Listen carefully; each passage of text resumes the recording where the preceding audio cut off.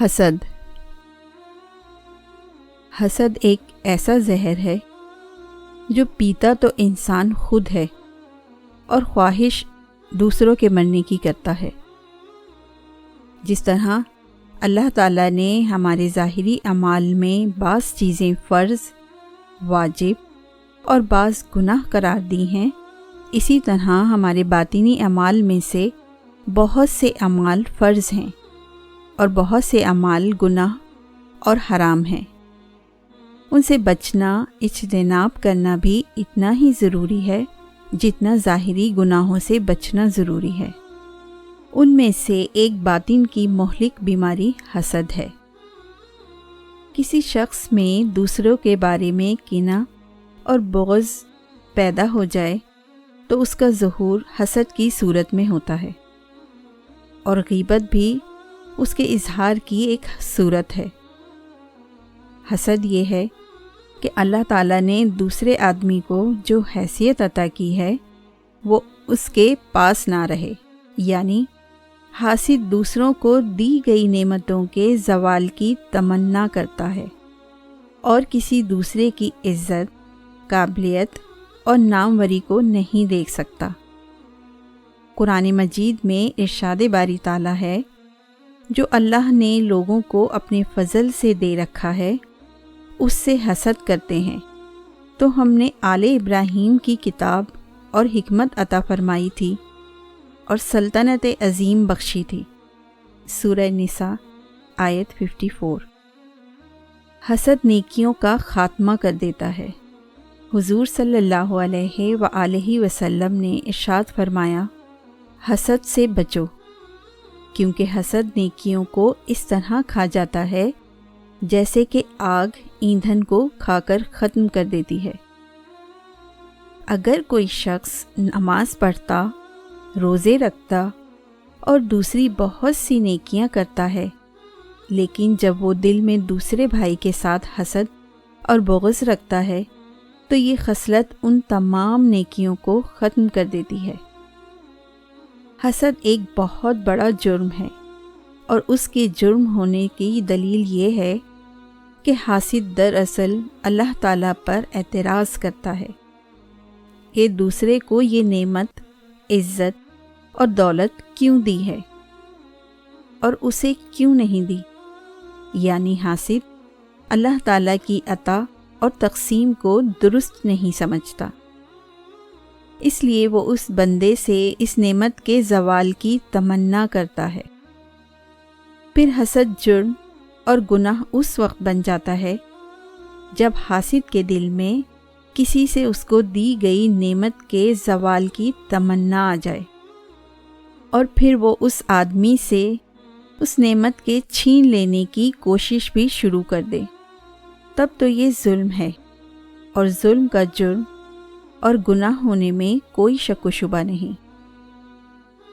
سورہ بقرہ میں ارشاد ہے، بہت سے اہل کفار اپنے دل میں جلن سے یہ چاہتے ہیں کہ ایمان لا چکنے کے بعد تم کو پھر کافر بنا دیں، حالانکہ ان پر حق ظاہر ہو چکا ہے، تو تم معاف کر دو اور درگزر کرو یہاں تک کہ اللہ اپنا دوسرا حکم بھیجے، بے شک اللہ ہر بات پر قادر ہے۔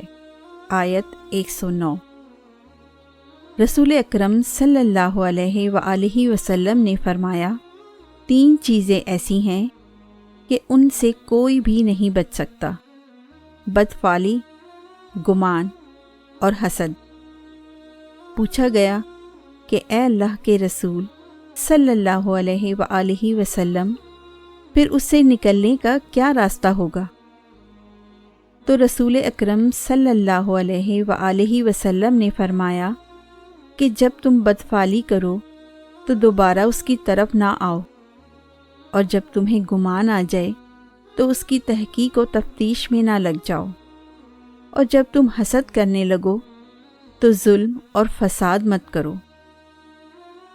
حضرت حسن بصری رحمۃ اللہ علیہ فرماتے ہیں کہ کوئی آدمی ایسا نہیں جس میں حسد نہ ہو، بس یہ حسد جس آدمی کو گناہ اور فساد اور ظلم کی طرف نہ لے جائے تو اس حسد کا اس پر کوئی وبال نہیں ہے۔ کسی کا زوال چاہے بغیر اپنی ترقی کے لیے محنت اور کوشش کرنا حسد نہیں کہلاتا، بلکہ اسے مسابقت کہا جاتا ہے۔ لیکن مسابقت اور مقابلے میں کسی کی ٹانگ نہ کھینچی جائے، بلکہ ہمت و جہد مسلسل سے مقابلہ کیا جائے اور مثبت مقابلے کے ذریعے کوئی مقام حاصل کیا جائے۔ ترقی اور بہتری کے لیے کوشش کرنا ہر انسان کا بنیادی حق ہے۔ رسول اکرم صلی اللہ علیہ وآلہ وسلم نے فرمایا، حسد جائز نہیں ہے مگر دو خصلتوں میں، ایک اس آدمی کی خصلت پر جسے اللہ تعالیٰ نے مال دیا ہو، بس وہ اس مال میں سے رات دن اللہ کی راہ میں خرچ کرتا ہو، اور دوسرا وہ آدمی جسے اللہ تعالیٰ نے قرآن دیا ہو، بس وہ اس پر رات دن عمل کرتا ہو۔ حسد پیدا ہونے کی بڑی وجہ حقیقت دنیا کے حوالے سے صحیح شعور کی عدم موجودگی ہے۔ بالعموم ہم دنیا اور اس کے مال و متاع کے حصول کو کامیابی سمجھتے ہیں، حالانکہ اسلام ہمیں یہ بتاتا ہے کہ دنیا اور اس کا مال و متاع کامیابی نہیں، آزمائش ہے۔ اللہ تعالیٰ کسی کو زیادہ دے کر آزماتا ہے اور کسی کو تنگ دست بنا کر۔ یہ حسد ہی تھا جس نے یوسف علیہ السلام کے بھائیوں کو شرمندگی دلوائی، اور یہی حسد تھا جس کی بنیاد پر قابیل نے حابیل کو قتل کیا۔ نبی اکرم صلی اللہ علیہ وآلہ وسلم نے اہل ایمان کو آپس کے معاملات اور تعلقات میں سے جن باتوں سے منع فرمایا ہے ان میں سے ایک حسد بھی ہے۔